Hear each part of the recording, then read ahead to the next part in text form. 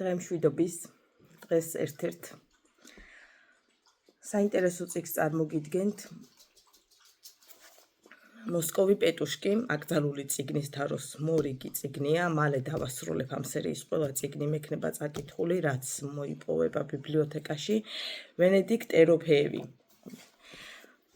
მისი ერთ-ერთი, ან უფრო ერთადერთი რომანია, ტიპიური რუსული ცხოვრება.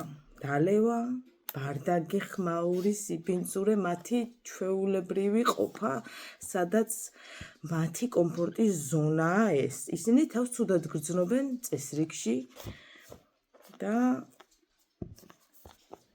ყარს. ესეთი ხალხი.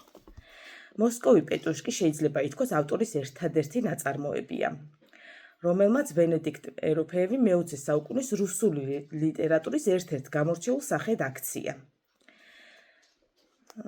გასული საუკუნის 60-იან წლებში დაიწერა და 80-იანი წლების ბოლომდე არ გამოცემულა რუსეთში.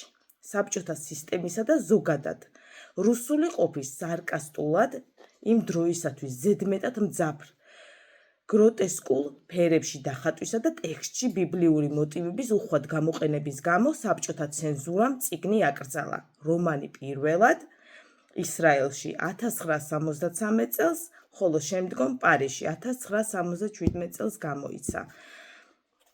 პატარა წიგნია, შეგიძლიათ მარტივად და მალე წაიკითხოთ, ადვილად გასაგებია, არაფერი ახალი და უცხო არ არის, ჩვეულებრივი რუსული ყოფა და ცხოვრებაა, მათი მდაბიო დეტალებით გადმოცემული.